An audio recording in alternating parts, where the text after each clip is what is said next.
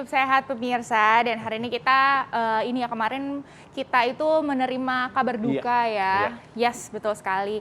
Dan salah satu menteri kita meninggal itu karena yes, betul ya. Dan tentunya itu ada berita ya itu mengenai karena infeksi paru. Yes, betul sekali. Nah, kita akan bahas.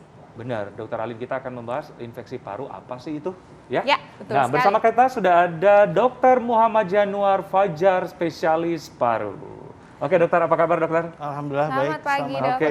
Pagi. Nah, sebelum kita menjawab nih dok, banyak sekali fakta mitos yang mengenai infeksi paru nih di masyarakat. Tapi sebenarnya nih masyarakat juga perlu nih dijabarkan ya kan tentang infeksi paru itu seperti apa sih sebenarnya? Benar. Iya. Gimana dokter? Silakan dokter. Oke, jadi penyakit paru itu adalah penyakit yang menyerang paru itu dulu. Terus kemudian biasanya itu gejalanya ada dua. Gejalanya adalah biasanya respirasi itu adalah sesak atau batuk, itu dulu. Terus kemudian infeksi yang tersebut adalah pastinya menyerang paru. Dan menyerang paru itu bisa berakibat dari virus, jamur, atau bakteri. Oke, jadi ada gejalanya pada umumnya dua tadi ya? Sama batuk ya? Yes. Oke, nah batuk seperti apa sih dokter yang patut diwaspadai sehingga ciri dari infeksi paru? Mungkin masyarakat ingin tahu dok. Ya, jadi yang namanya batuk itu ada dua, yaitu batuk kering atau yang satu lagi batuk berdahak. Kemudian ada yang batuk yang tidak produktif sama yang produktif. Kita biasanya kalau misalkan penyakit paru itu biasa yang terjadi batuknya itu lebih dari 3 hari. Tapi kalau ada juga batuk yang ciri khas yang kita mengarah ke satu penyakit itu biasanya batuknya lebih dari 2 minggu. Itu lebih dari 2 minggu. Nah, mungkin tadi dokter sempat menyebutkan produktif tidak produktif. Itu maksudnya itu masyarakat perlu tahu nih ya, produktif itu maksudnya mungkin berdahak ya dok ya? Iya, jadi yang produktif itu berdahak sehingga mengakibatkan adanya mukus yang banyak yang dikeluarkan dari mulut. Betul. Nah mungkin dari warna dahak, misalnya dahaknya keluar nih dok, mungkin masyarakat bisa lihat, oh dahaknya bening dok, atau oh dahaknya itu kuning atau kehijauan. Nah itu sebenarnya ada ini nggak sih dok, ada perbedaannya gitu, atau bahkan ada yang berdarah gitu ya? Silakan jadi, dokter. Kalau misalkan dahak itu ada yang bening, kemudian ada yang purulen itu warnanya hijau atau warnanya kuning, atau yang mengandung darah atau darah. Jadi kalau misalkan yang mengandung misalkan yang purulen itu biasanya ada infeksi. Kemudian kalau misalkan ada yang batuk bening, darah, darah, itu yang darah biasanya adalah ini yang paling ekstrim ya, itu adalah keganasan misalkan begitu, atau infeksi misalkan TBC misalkan begitu ya.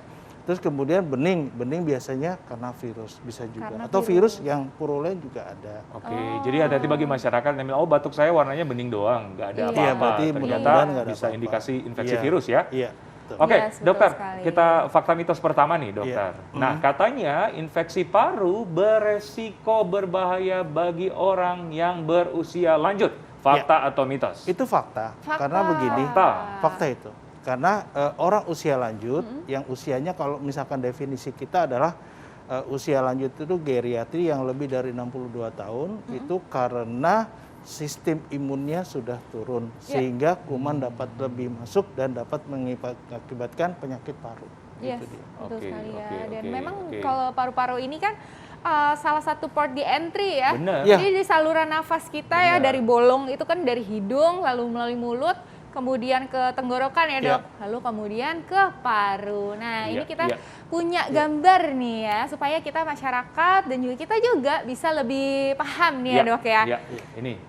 Nah dari sini lalu kemudian masuk dari tenggorokan ke trakea, betul. itu ke paru-paru. Gitu. Jadi paru merupakan organ pertama yang langsung terpapar dari udara luar. Jadi langsung masuk ke dalam paru. Dari trakea, dari saluran napas atau dari mulut, kemudian masuk ke trakea, kemudian masuk ke dalam paru. Betul. Dan setiap hari tentunya tiap detiknya kita bernafas sampai pada akhirnya di usia 62 tahun ke atas pasti mungkin fungsinya udah mulai terganggu ya dok ya. Betul. Betul. Jadi makanya risikonya jadi lebih tinggi tuh ya pada lansia gitu. Nah, fakta mitos berikutnya. Keparahan infeksi paru ini tergantung pada mikroorganisme yang menginfeksi paru. Ini fakta atau mitos, dokter? Ya, itu fakta. Karena begini, mikroorganisme itu adalah kuman yang akan menginfeksi paru. Ya. Jadi kayak di rumah sakit gitu ya, kita salah satu kuman yang ganas mikroorganismenya yang kita tampung. Misalkan kita, jadi begini, kenapa mikroorganisme harus tahu? Karena tadi ada cerita pneumonia dulu ya. Jadi pneumonia itu adalah, sedikit cerita nggak apa-apa ya. Jadi suatu peradangan paru yang diakibatkan oleh virus, bakteri atau jamur. Ya. Nah kemudian kalau mikroorganismenya misalkan bakteri, itu tergantung dari jenis bakteri yang masuk. Ya. Nah kebanyakan kalau sudah diisolasi di rumah sakit, banyak bakteri-bakteri, terutama bakteri, ada dua nih, gram negatif atau positif. Yang bahaya biasanya gram yang negatif, biasanya begitu. Kalau virus yang masuk, kemarin yang ramai itu ya, adalah karena apa? Viral load-nya tinggi.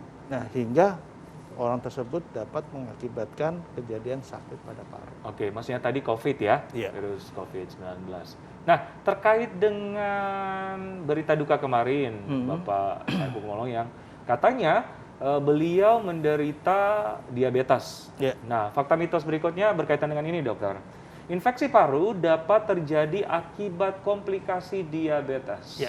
Fakta atau mitos, dokter? Tapi jadi jawab dulu, dokter. Sesaat lagi kita akan kembali, tetap di Hidup Sehat.